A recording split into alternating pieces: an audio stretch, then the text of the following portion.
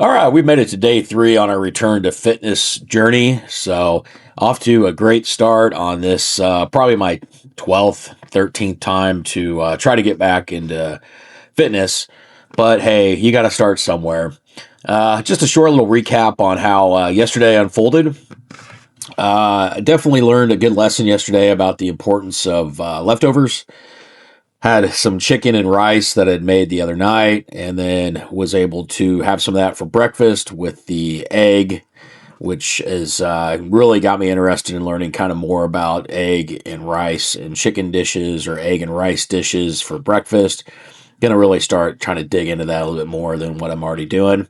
And then for lunch, had a wrap with some of the leftover chicken. Dinner, no chicken. It was like a beef taco, hard shell type thing. So it just really makes a huge difference whenever you have those leftovers, whenever you've already pre-cooked. I don't necessarily do like a full week of meal prepping. I know some people are really into it and it really helps them.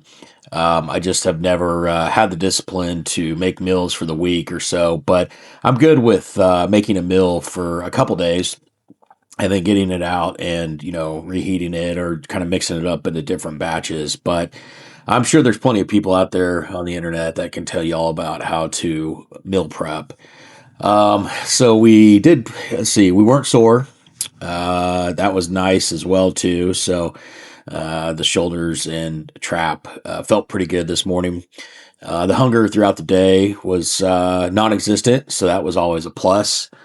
Got about a half gallon of water intake, so still working towards that gallon.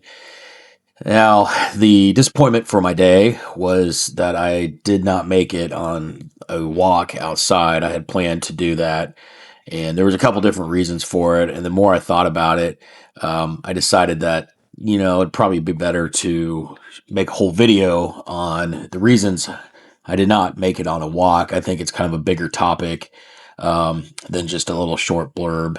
Obviously, I didn't get on a walk because I didn't go on a walk, but just kind of reflecting and looking back onto why that situation occurred to begin with, and how things just change over time as you get older. So I'll put that one out sometime here, probably in the next couple days or so. And yeah, who knew you could make a topic about just why you did not go on a walk? But I think it's fundamental to fitness and reaching fitness goals and life in general. So we'll be sure to look out for that one. Okay, so for today we had the mythical leg day. Whew. All right, so we got to the gym at about 7:30 today, maybe a little early. Did a little treadmill action. We got up to 25 minutes of walking, a little bit of incline, nothing too crazy.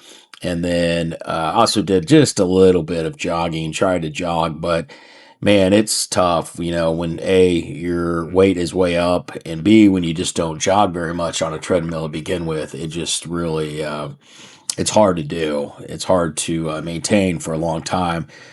And then, you look around and there's folks who are in a lot better shape than you or not near as heavy as you who are just running right along on the treadmill. So good for them. Hopefully one day we'll be able to get our treadmill and cardio times up a little bit more. And then after the treadmill, we headed off to the dreaded leg day. Um, Here's my thoughts on leg day, like it matters. But I like the concept of leg day, right? I think as you get older, you really need to have lower body strength. If you ever go to a assisted living or a nursing center or anything like that for people that are older, say 70s or 80s or 90s, or nowadays even into your hundreds, you'll see that a lot of people have to be assisted or they're in wheelchairs, mobility aids, those type of things. There's just not a lot of people that are just straight up walking, no matter their height or their weight.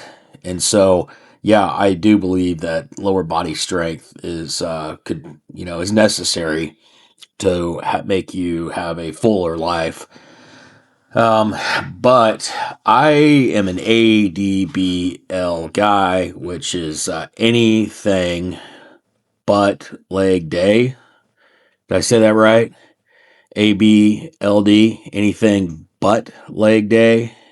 Think I said it wrong to begin with, but it doesn't matter because that's how I feel. And the reason I don't really particularly like leg day is one, definitely sore after it, and I just your just legs feel queasy all day, and then even into the next day. And two, I've got a personal reason as well too regarding my kneecaps, but I'll share that in another video or two down the road. I also noticed too, when you get older, you're really an outlier when it comes to fitness and working out, everything like that. And you do have knee problems and things like that come up and everything.